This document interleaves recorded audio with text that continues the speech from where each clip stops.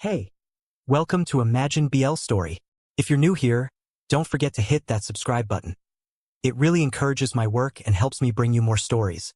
Now sit back, relax, and enjoy today's story. Congratulations, the doctor said softly, like it was good news. You're pregnant, about 4 weeks along. For a moment the words didn't land. They just hung there, cold and unreal, until they sank in and my chest tightened, panic flooding me. Pregnant. Did she just say I'm pregnant? You'll need an alpha present for proper regulation, she added carefully. Without one, your body will have a harder time adjusting. There could be complications. Just hearing the word alpha made bile rise in my throat. I don't have one, I whispered. Her smile was small and pitying. That makes things more difficult. She hesitated, glancing at my file. We notified your guardians. They're listed as your parents. Someone should be here soon. I almost laughed. They wouldn't come if I was dying. Hours passed. Nurses changed shifts.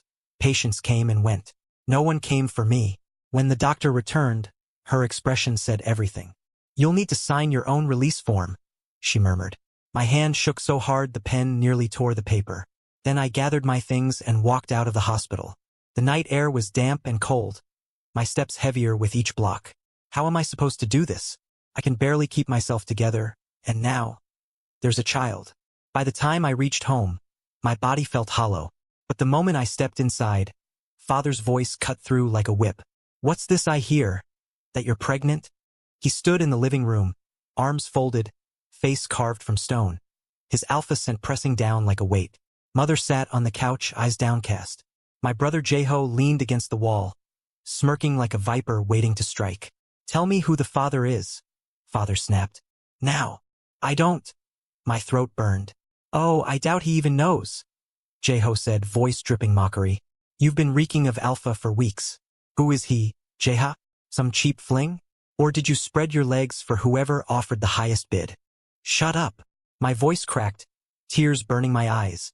Jaeha's smirk widened, as if he wasn't the reason I was in this predicament in the first place. Father's tone sharpened. After all we've provided, you shame this family with a child you can't even name the father of? With no alpha to claim you. I shook under their words, tears spilling down my face. Being the only Omega in a family of alphas, I was treated like a defect, a stain, especially by my elder brother Jaeha, who made it his mission to remind me every day. You will terminate it, Father said coldly. There's no future for a bastard child with no name, no family. If you refuse, you are no son of mine. The word terminate clawed at me. My hand instinctively went to my stomach as horror flooded me. Mother finally looked up, her tone softer but no less cold. It's what you have to do, Jaeha. Afterward, you'll go to your uncle in Jeju while we arrange your engagement to a proper alpha. I stared at her, the one person I'd hoped would be on my side. But she is supporting the termination of my baby? No, I whispered. Father's brows knit in fury. What did you say? I said no. The word tore out of me, raw and desperate. This is my life. My choice. I won't kill my child just because you're ashamed of me. The silence that followed was brutal. Then Father spoke. Then you are no longer my child. Get out of my house. I stumbled upstairs, choking on sobs. My hands shook as I stuffed clothes into a bag, tears blurring my vision. When I came down again, no one tried to stop me. Father turned away. Mother stared at the floor. Jaeha just grinned. So I walked out, took the first bus to the next city, to the only person who might still want me. My grandmother. Chapter 2. I sat on the bus, replaying the last few weeks over and over. It had barely been 5 weeks since my brother's call. The way he said my name, sweet and deliberate, should have set off every alarm. Jaeha never reached out without a plan to ruin me. He'd asked me to bring a document for some deal, and the address he gave me was an elite club. I hated places like that. Loud, crowded, dripping with pheromones, filled with alphas who saw Omegas as prey. I kept my head down, moving fast, heart hammering. I found him easily, surrounded by a group of men. His tie was loose, his shirt unbuttoned just enough to show the mark on his collarbone. A beta girl had given it to him last week, though he claimed it was an Omega. I handed over the file and turned to leave, but he held me there, introducing me to his friends. I didn't bother remembering their names. They teased me, mocked my stiffness, pushed me to loosen up. Then he handed me a glass of wine. I hesitated, but he nodded, promising I'd be free afterward. Foolishly, I trusted him. Within minutes, heat coiled low in my stomach. My legs shook. My breath hitched. Panic raced through me like electricity. No, no, no, no, I whispered, realizing too late what he'd done. Alphas noticed. Their eyes changed sharp, hungry, predatory. I ran. Down the hall, down the stairs, every nerve screaming for escape. Someone grabbed my wrist. I yanked free, stumbled, heart hammering. So I ran. Through the hall, down the stairs, heat chasing me like fire licking up my spine. My vision blurred, every nerve screaming for relief. Someone grabbed my wrist, and I ripped free, stumbling. My heart pounded, and I couldn't breathe. I just knew I needed to get out of there. And then I collided with someone. Strong arms closed around me before I hit the ground.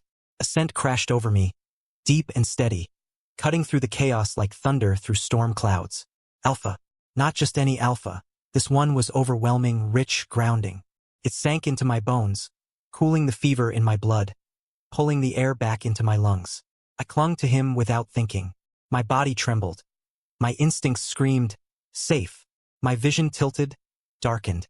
And the last thing I felt was the stranger's hand steadying me, holding me up as the world slipped away. When I woke, I was in a hotel room. The sheets were cool, the air too quiet. My body felt strangely light. No heat, no haze, just an ache in my thighs and a hollowness in my chest. For a moment, I almost thought it had been a nightmare. Then the memories bled through. A mouth on my neck, hands gripping my waist, heat under my skin. That scent, thick, consuming, alpha. It had swallowed me whole until I couldn't think, couldn't fight, only cling. Shame rose like bile. I had been with an alpha. Worse, my body had wanted it, needed it, begged for it. My fingers clawed the sheets as if I could rip the memory out. No, I whispered to the empty room. No, no, no. I forced myself upright, ignoring the burn in my muscles. I had to get out of here.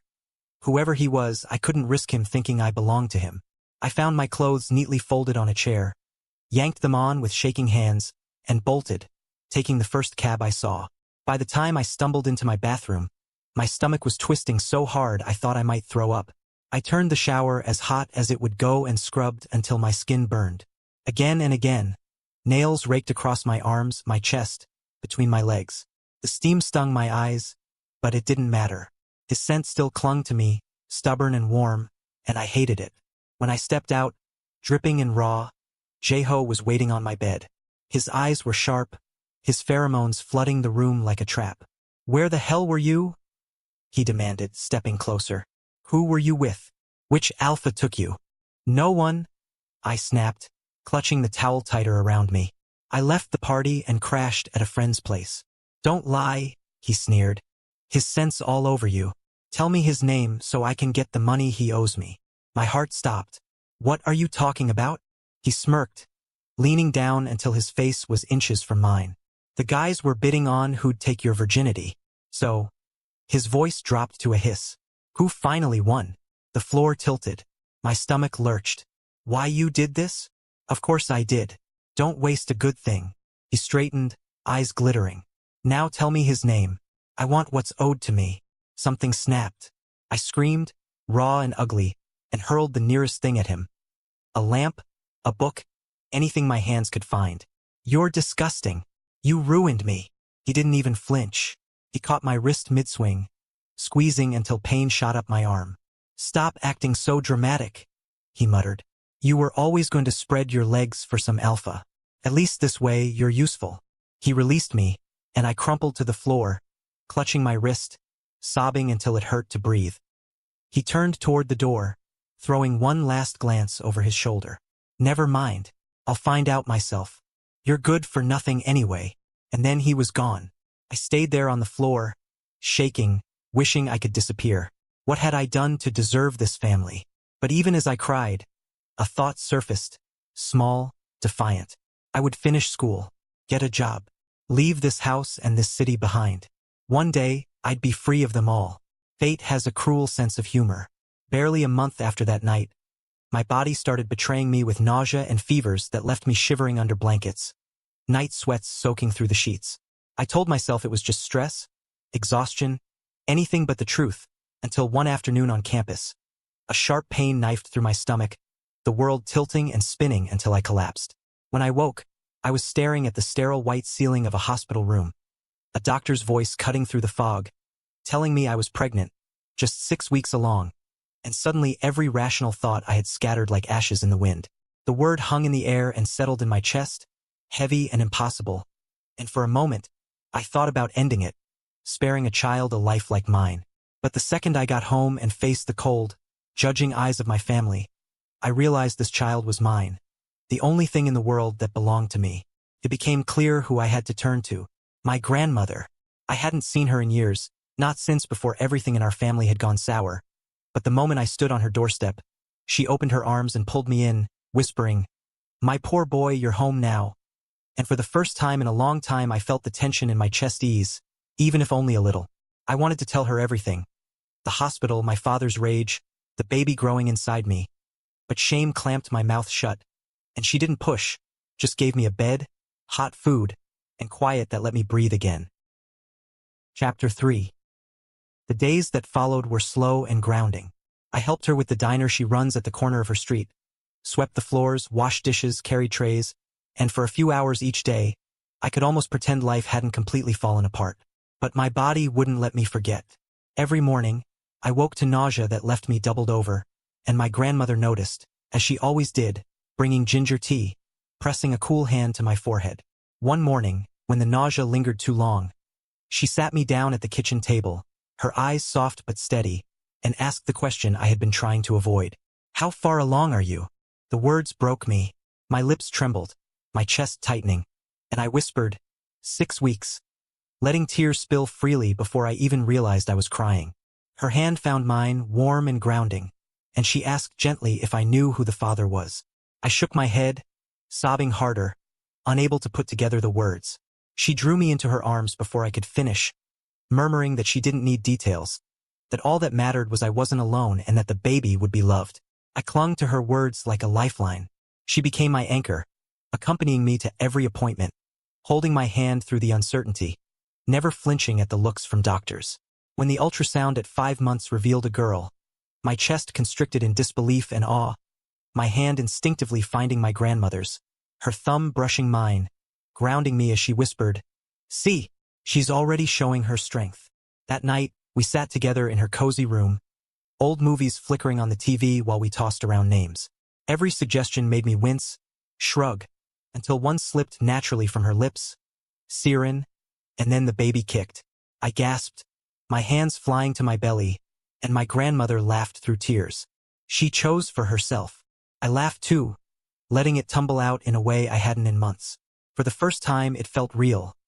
The life growing inside me, the heartbeat beneath my hands, tethering me to tomorrow in a way nothing else had.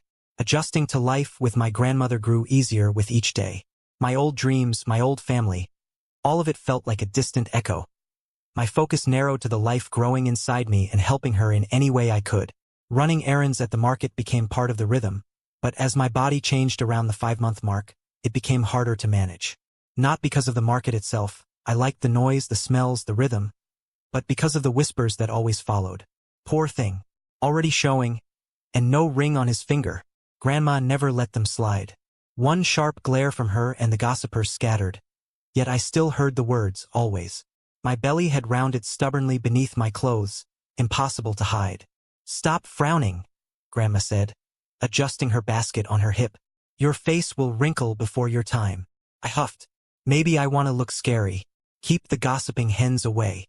"Scary? You?" She snorted. "You look like a sulking cat." I grinned despite myself and fell into step behind her, ignoring the murmurs. At a vegetable stall, her voice firm and confident as she haggled with the seller, I leaned against a post, hand stroking my stomach. My baby kicked hard, a little impatient, a little defiant. "Yeah, I know," I whispered. "It'll all be over soon, so you can come out and show them who's boss."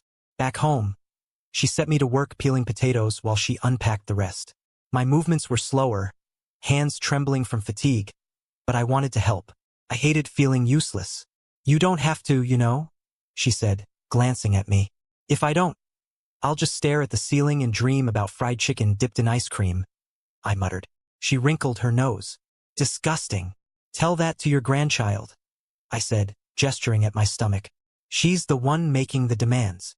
Grandma chuckled, and that night we ate together. My belly cramped afterward, a dull, constant reminder of the life inside me, and I leaned back, groaning softly. Her hand found mine warm and grounding. You're stronger than you think, she murmured. I pressed back, tears pricking my eyes. I hope she thinks so too, I whispered, fingers brushing over my belly. At night, alone, the weight of it all hit me differently. Hands over my stomach, I couldn't stop thinking of the alpha who had done this. Sometimes his scent, dark and overwhelming, surged in my memory. Sometimes flashes of that night, how my body had clung to him even while my mind screamed no. And sometimes I dreamed of strong arms pinning me down, of lips dragging fire down my throat, of being filled so completely it left me trembling. I woke wet, ashamed, mortified that my body still remembered. I knew it was natural, that Omegas carried the imprint of an alpha's touch long after, but knowing didn't make it easier. Pregnancy without an alpha pheromone was harder and painful than anything I had imagined. It was swollen feet and aching hips, nights spent tossing and turning, trying to find a position that didn't hurt. It was vomiting in the diner bathroom during the lunch rush, then walking back out like nothing happened. It was biting down on my sleeve at night to muffle the whimpers when cramps stole my breath. By the 8th month, I could barely walk without wincing. Every step felt like my body was splitting open from the inside. One morning, when I limped into the kitchen, Grandma slammed her dish towel down so hard it startled me. That's it, she said. No more work. You're going to rest. But, no buts. Her eyes softened. You've done enough, child. Let me carry the rest. So I stopped working at the diner, even though it made me feel useless. Instead, I buried myself in books and online guides about newborn care, feeding schedules, swaddling, fevers, hospital bag checklists. I scribbled out small, shaky plans. How I could take online classes again after the baby, how I'd save every coin from side jobs. But Siren had her own plans. 3 weeks from my due date, I woke in the dark to a sharp, tearing pain. My breath caught, my body locked. For a moment, I thought I might die right there in bed. Another wave hit, harder, and I dragged myself upright, clutching the wall, knees buckling, vision blurring. One step, then another, until finally, I reached Grandma's door and pushed it open. She shot up instantly, her eyes wide. Child, you're in labor. She's not due for another 3 weeks, I gasped, clutching my belly. But Grandma was already moving. In a blur of phone calls and hurried voices, neighbors were at the door, hauling me gently into a cab. Someone held me upright as another contraction split me open. Grandma's hand never left mine. At the hospital, everything dissolved into pain and flashing lights. I remember the cold of the table, the burn of the contractions, the blur of anesthesia. Then through it all, a sound. A wail, strong and sharp, cutting through everything. When they laid her against me, tiny, warm, impossibly real, I sobbed so hard my chest shook. She was here. Siren, my daughter. Chapter 4. 3 months after Siren was born, I was finally finding a rhythm. It wasn't perfect, never perfect, but there was a pattern I could cling to. Sleepless nights and endless cries became our strange little dance. I learned to hold a bottle with one hand while brushing tears from her face with the other, whispering promises into her hair that I would keep her safe, that she would never feel unloved like I had. One evening, Grandma pressed an envelope into my hands. What's this? I asked, blinking against the weight of it. My savings, she said. For you. For her. No, I can't take it. I'll work. I'll find a way. Raising a child isn't easy, she said softly. Especially the first year. You'll need this. Take it. Tears blurred my vision. I wanted to be strong, to insist I could do this alone, but my chest ached and my body still felt raw. When I looked at Siren, curled against me, I realized I didn't have a choice. I clutched the envelope, guilt and gratitude tangled together. I'll pay you back, I whispered. Grandma only smiled, pressing her hand to my cheek. Raise her well. That will be enough. That night, I held Siren close, staring at her tiny face and feeling the weight of the future pressing down. My family had turned their backs, leaving me with nothing but this old house and my grandmother's hands. But when Siren's little fingers curled around mine, something inside me steadied. We'll make it, I whispered against her forehead. No matter what, we'll make it. For the first time in months, I let myself believe it. Well, till Grandma started coughing.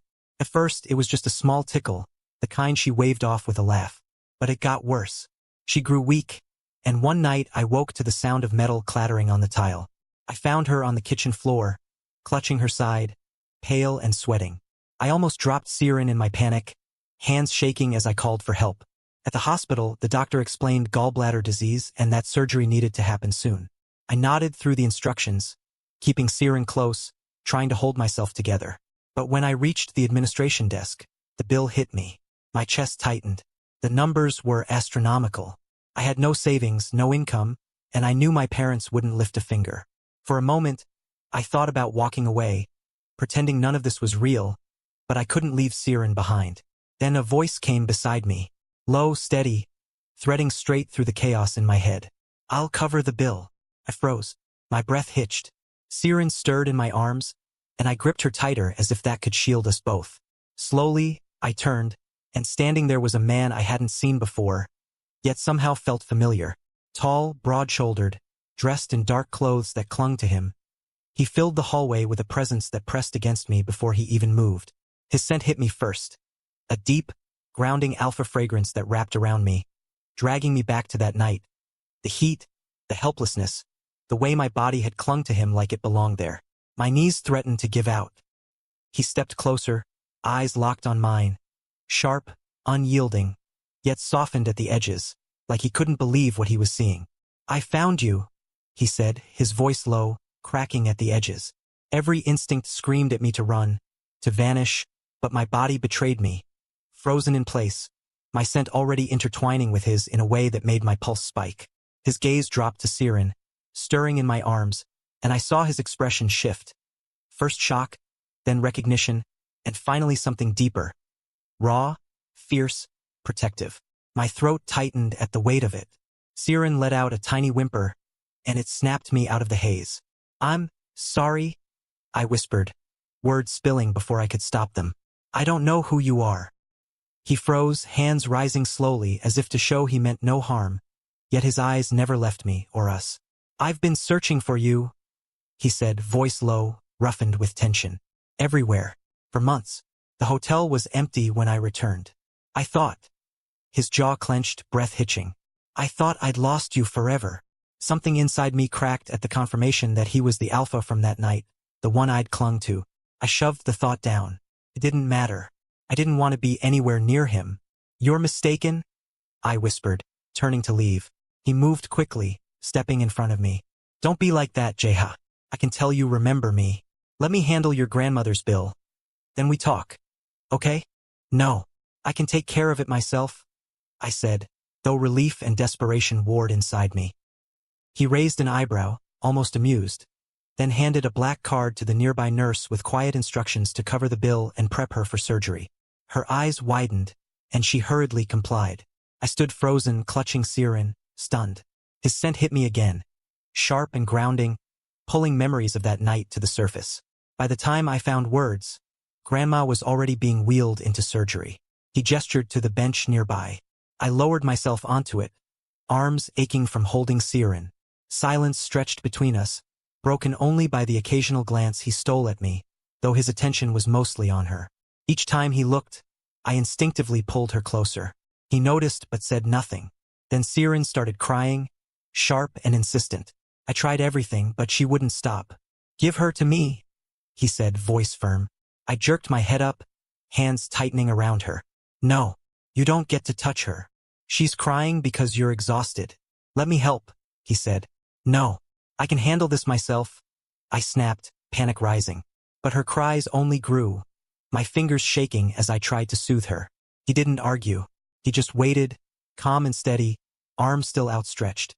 Against my will, against the knot of fear in my chest, I gave in. The moment he held her, her crying softened. His large, strong hands cradled her tiny body with care, as if she were the most fragile thing in the world.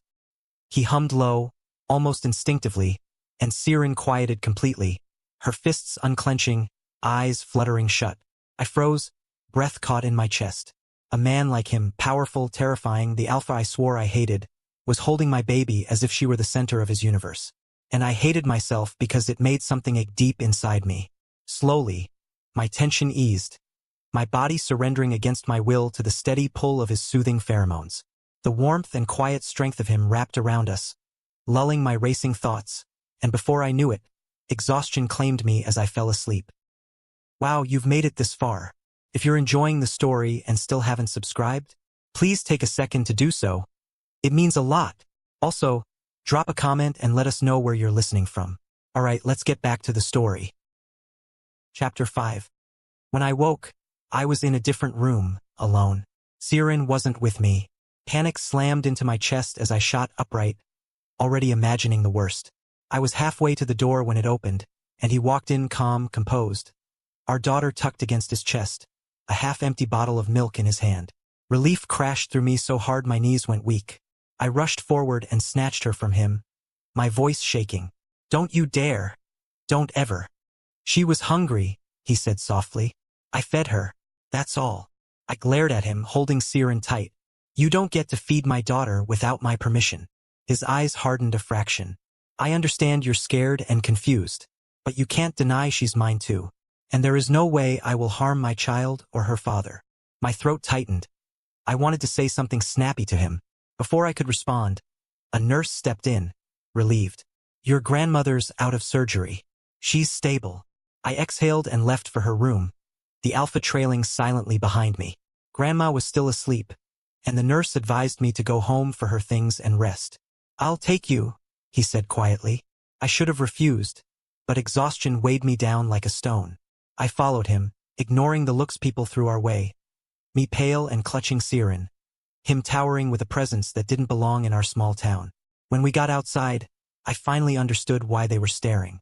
Lining up before us on the curb are 3 black cars and men in suits, bowing as soon as he appeared. Sir, they said in unison. I froze, my mouth dry. He wasn't just an alpha. He was someone powerful.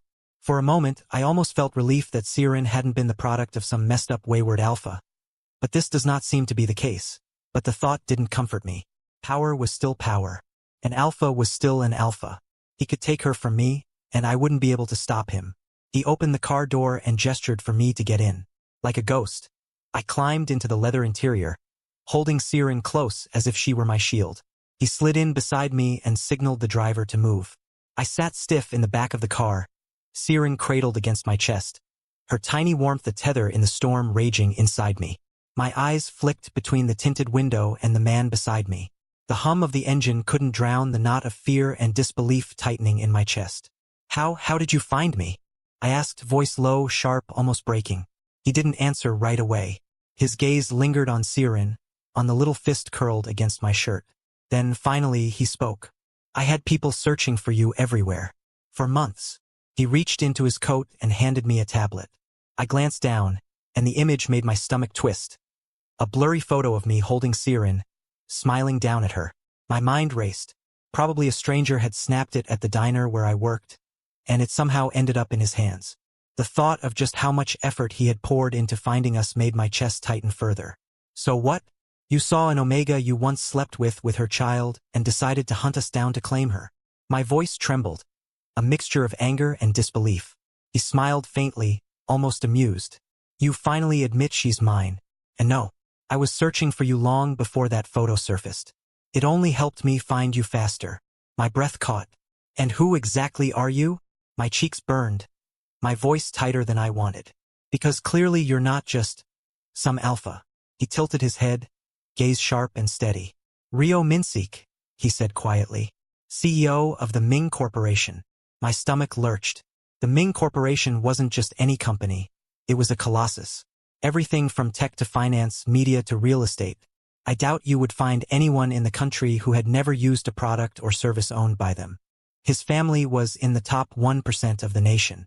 And this allayed my fears even further. I don't care who you are, I muttered, tightening my hold on Siren. I don't want anything to do with you.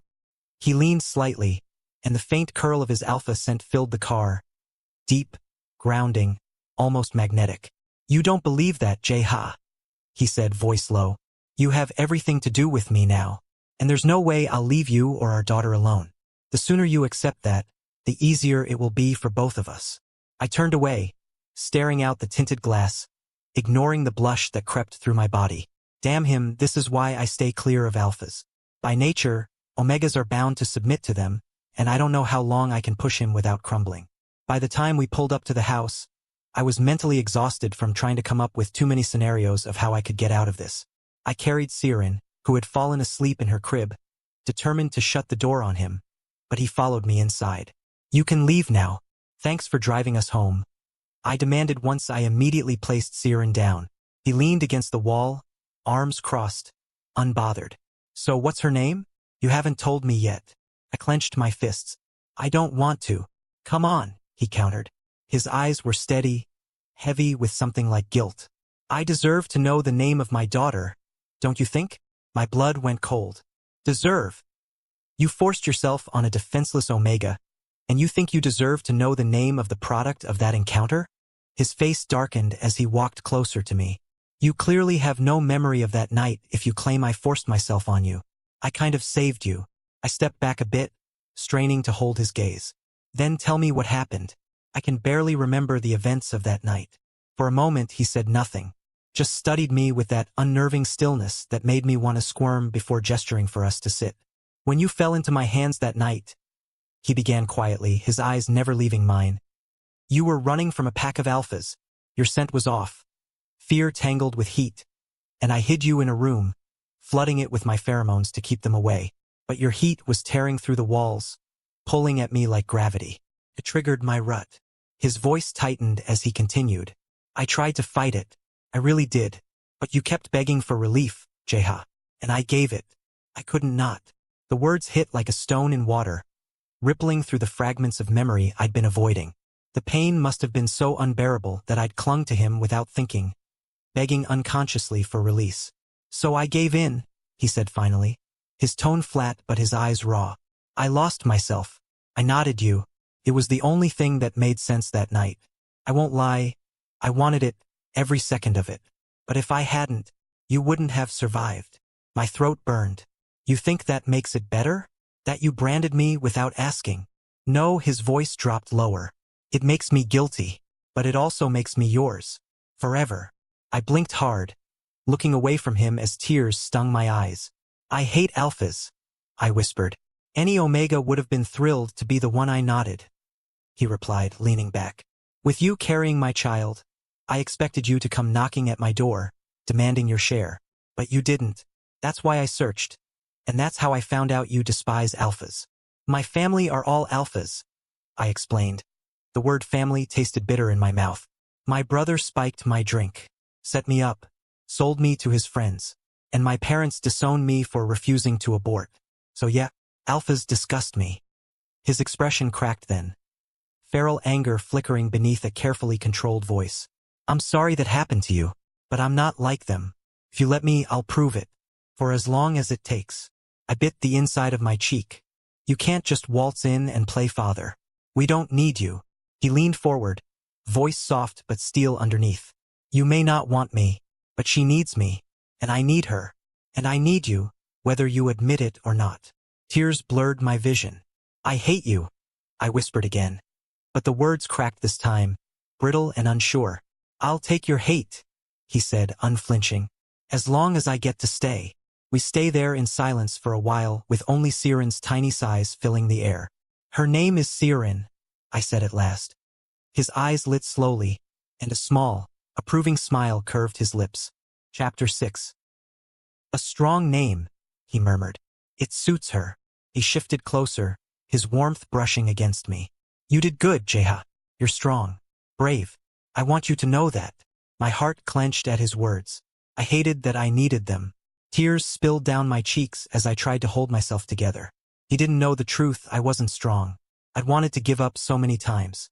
Maybe it was his soothing pheromones, curling softly around me. But my body sagged, tension melting like ice under sunlight. I watched him carefully as he raised a hand to my face, wiping at my tears with a gentleness I didn't expect. I didn't push him away. For a while we sat there like that, until Siren's cry cut through the quiet. He stood up with me, holding her while I prepared her formula. For a moment it felt like we were a real family.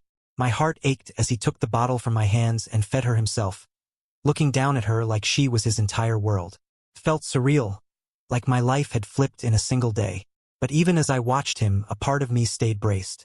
I didn't know yet what kind of man Rio Minsik really was, and I wasn't going to let him into my life without a fight.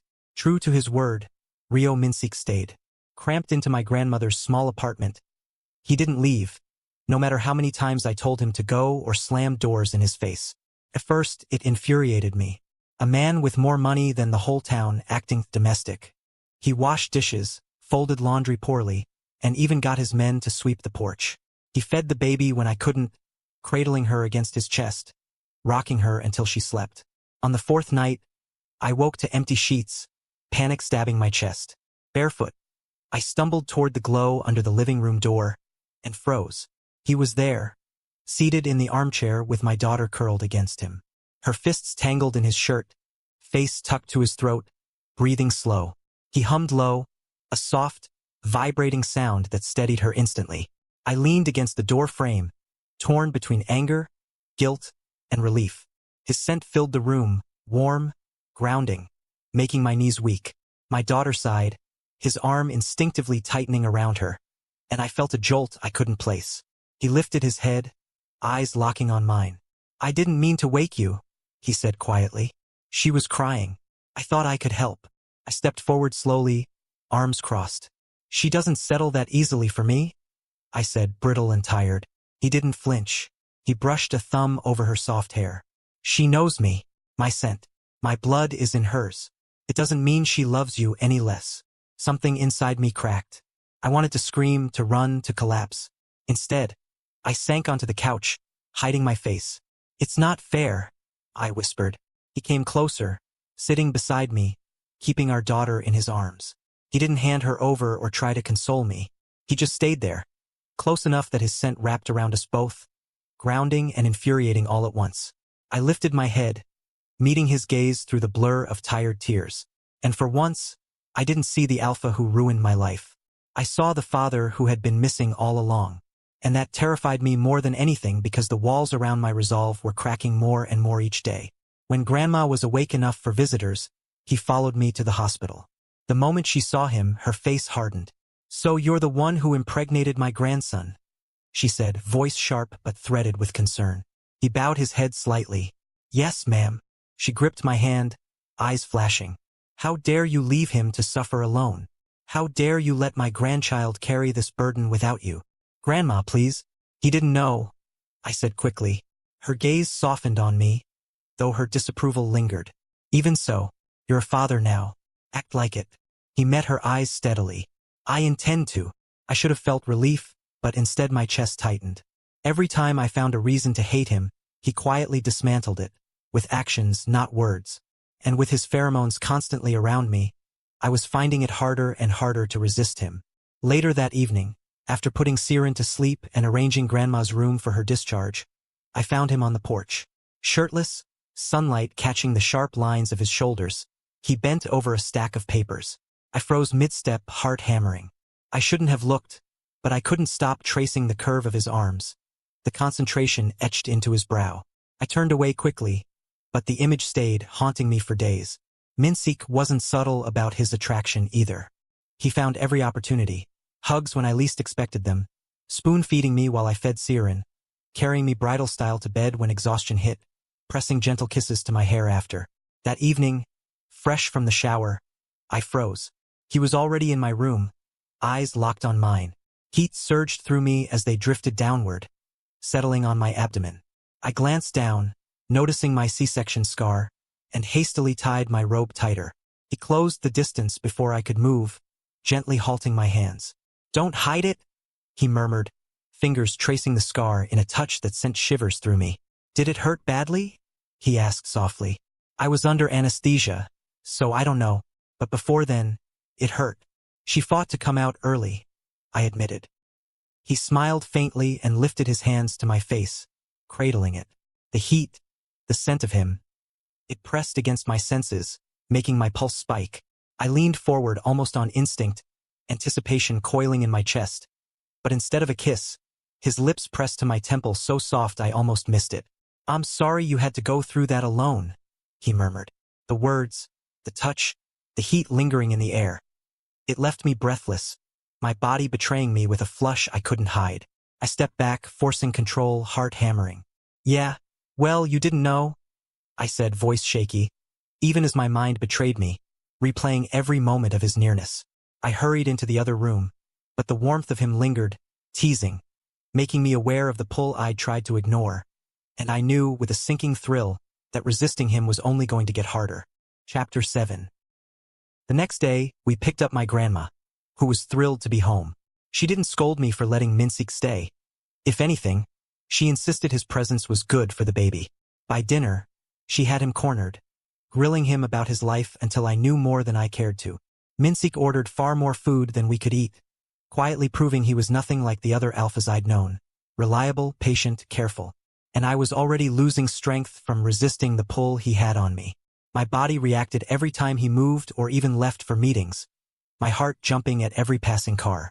Grandma noticed, teasing me, and I couldn't even deny it.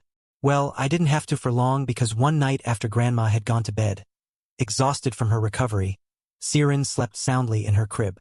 I was finishing the dishes, arms aching, when I felt him there, leaning in the doorway, watching me with that calm, predatory patience he always carried. "Stop staring," I snapped, trying to keep my voice steady. "Can't," he said simply. "You're too beautiful when you're angry." Heat curled low in my belly. I rolled my eyes, but it didn't stop the pulse of something deep and urgent. Before I could move past him, his hand closed around my wrist, guiding me against the wall. "Don't you think you've run from me long enough?" His voice was low, tense, a warning threaded with something darker. I wasn't running," I whispered, breath hitching. "Liar."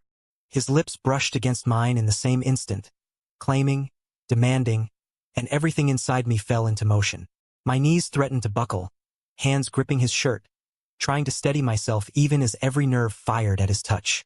He moved closer, slow and deliberate, heat pressing me into him, until there was no space left. His hand cupped my jaw, tilting my head, and I felt the gravity of him. The alpha pull, stronger than anything I'd ever known. My own scent rose, mingling with his, binding me to him in a way my mind hadn't prepared for. The kiss deepened, slow, intoxicating, tasting of longing and something primal. Every touch of his lips, every brush against my cheek and jaw, made my body hum and ache in ways I'd never imagined. I didn't pull back, couldn't. The world narrowed to him, to this moment, to the pull between us that neither reason nor fear could deny. When he lifted me onto the counter, his hands firm against my hips, I gasped, breaking the kiss for just a moment. "The baby! She's asleep," he murmured, voice low against my throat, and brushed a searing kiss along my jaw. "And I won't stop unless you tell me no." I didn't. His lips found mine again, slow, demanding, claiming, each kiss pressing me further into the pull I'd been denying. Hands roamed, bodies pressed together, his heat flowing into me, and for the first time in months, I let myself fall entirely into it. We didn't go all the way, but it was enough to leave my legs trembling, my breath ragged, my heart thundering with a mix of fear and release. When it was over, he held me close, arms secure around me as I rested against him, safe and spent. And when he carried me to my bed, the warmth of him against my back, the rhythm of his chest under my cheek, it pulled me into the first real sleep I'd had in months, calm, tethered, and utterly his. I woke to find him already awake, sitting at the edge of the bed, watching me with that same steady intensity. "Come home with me," he said quietly. His fingers slid over mine, warm, steady, and when I looked down, there was a ring on my finger. I sat up, my heart lurching. "Really? Do I even have a say in this?" My voice came out sharper than I meant, trying to smother the part of me that thrilled at the dominant claim in his tone. "You do," he said, his eyes flicking to the crib where Siren slept, her tiny chest rising and falling. "Just think about it. We'll be a family. You, me, her. No more running. No more hiding. You're mine now, and I'm never letting you go again. So make up your mind." My lips parted, but nothing came out. I wasn't sure if I wanted to say no. When he left for his meeting, I stayed by Siren's crib longer than I needed to, watching her breathe, trying to anchor myself. But his words echoed in my head like a heartbeat. "Come with me. Let's be a family." Family. As if that word wasn't a scar already burned into me. as if I could just step into his world of cars and power and men bowing at his feet, like I belonged there. I told Grandma what he'd said. She wasn't surprised. She just nodded, as though she'd been expecting it, and asked the only question that mattered. "What do you want?" "If I go with him," I whispered, "I lose everything I've fought for, the little independence I scraped together, the dignity of saying I did this on my own. But if I stay..." My throat tightened. If I stay, I'm denying her something I never had. A father who actually wants to be here. Grandma set her knitting aside and took my hand, her palm warm, steady. "Sweetheart," she said softly, "independence doesn't mean carrying the world on your back until it breaks you. It means having the freedom to choose. And love..." Her thumb brushed my knuckles. "Love is a choice too, not just pheromones, not just bonds. A choice you make every day." "What if I choose wrong?" I murmured. Her smile was sad but sure when she responded. "Then you get back up and choose again. That's what living is." She pulled me into her arms, her hand rubbing circles on my back the way she used to when I was a child. "You've already done the hardest thing," she whispered. "You brought life into this world when no one stood beside you. You loved her enough to fight when everyone else turned their back. That doesn't disappear if you let someone love you, too." I clung to her, heart aching, the weight of her words settling deep into me. Maybe she was right. Maybe love wasn't something that just happened to me. Maybe it was something I could choose. When Rio Minsick returned that evening, I told him my decision, and I'd never seen him smile so brightly. He pulled me into a kiss, letting me feel just how grateful he was. Within 3 days, we were ready to leave. I begged Grandma to come with us, but she insisted she was fine and needed to keep the diner open, though she promised to visit as often as she could. Driving into his city felt like stepping into another universe. Glass towers, endless streets, a world too big for someone like me. Yet Minsick carried me into it as if I belonged. At first, I resisted. Every time he pressed another credit card into my hand, every time he said, "You'll never need to worry about money again," my chest tightened. I wasn't used to being given things. I wasn't used to being cared for. But then I would glance at my daughter, our daughter, her small fists curled around his shirt when he lifted her, the way her bright brown eyes tracked him like he was the center of her universe. And I thought maybe, just maybe, I could allow this. He spoiled me shamelessly.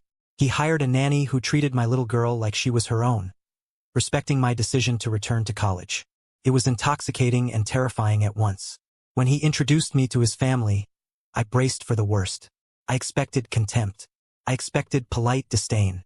Instead, I was pulled into warmth. His mother touched my cheek gently.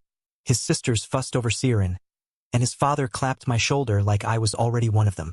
For the first time, I thought maybe not all alphas are scum. Maybe I had just been unlucky until him. The months rolled quickly, and suddenly there was talk of wedding preparations. I tried to laugh it off, but Minsick was serious. "I claimed you the night I knotted you. This just makes it official." He had that look in his eyes again, the one that left no room for argument. So I wrote the invitation to my parents with trembling hands. I wasn't expecting them to come, but part of me wanted them to see me standing tall, not the shameful Omega they had cast out, but someone who had carved out a life despite them. I specifically stated that my brother was forbidden to attend, even though he tried to reach out to me several times after news of my wedding to Rio Minsick became the talk of the town. I didn't trust myself not to pull a gun to his head, with how much I hated him. The day of the wedding was like walking through a dream. My daughter was a tiny vision in white lace, wheeled down the aisle by Minsick's younger sister, scattering petals from her little basket. The crowd melted at the sight of her, cooing and smiling. My grandmother stood beside me, proud and unshaken, her hand steady as she walked me down the aisle. Her grip was stronger than I expected, her chin high, like she'd been waiting for this moment her whole life.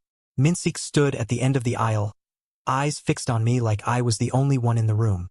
His smile was small but fierce, and my knees nearly buckled. My heart pounded so hard it hurt, and I wanted this. Not because I was fated, not because of duty, but because I wanted him.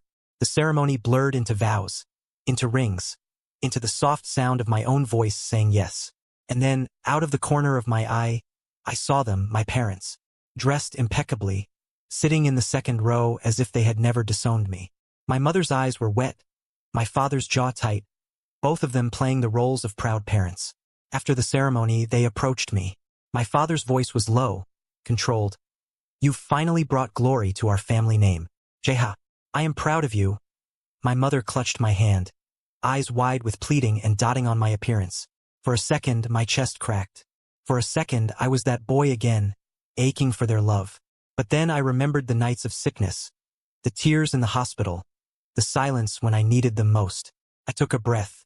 I only invited you, I said, willing my voice to be steady. So you could see, I am not useless. I am not a shame. I have a family now, and I don't need you.